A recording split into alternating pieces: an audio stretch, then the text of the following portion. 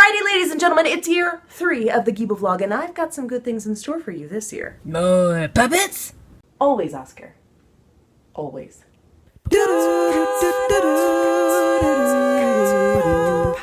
So I've been thinking a lot about how I want to grow and improve my videos, and I've started the process by thinking about the ones that have been the most popular. So let's start with what PARC is. PARC stands for the Partnership for Assessment of Readiness for College and Careers. It's a standardized test which falls into the category of SBA for Standards-Based Assessment. Music is the result of a need to communicate. Performance is the way we communicate it. Audiation is what is communicated. Audiation!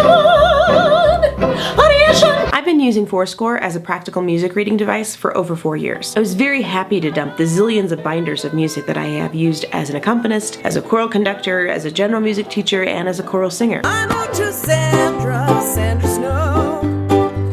This woman's a rock star, didn't you know? Sandra Snow. They are videos about education, music education, technology, and a dash of original music. And puppets?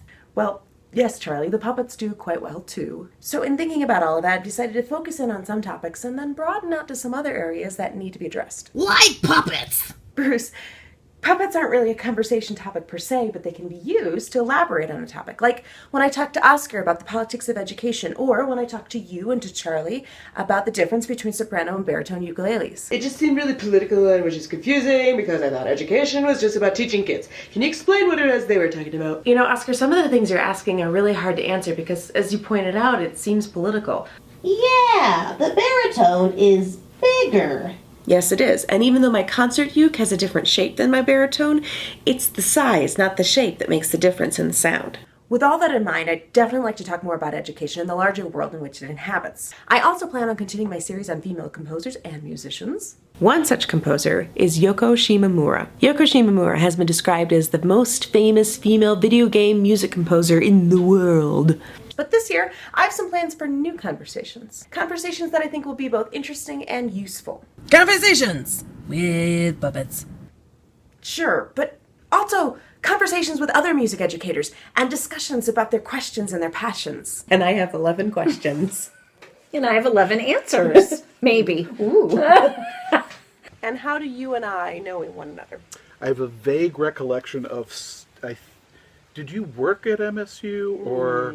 Well, did depends you on your teach definition there, of work. Or did you work for Jimmy John's and deliver subs? Or And a new series on basic music theory. Something that could be useful for future music majors. Something that could help them study for both AP music theory exams and college-level music theory classes. This series will likely feature, you guessed it, Robots?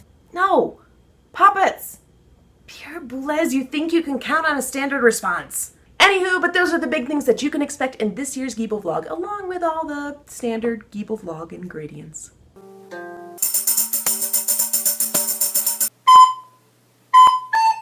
I'm looking forward to this year. But for now, a haiku. Welcome, Giebel nerds! New plans for new year on this year's GiebelVlog. You can also expect random dancing, just reasons. This is my fight song. Take back my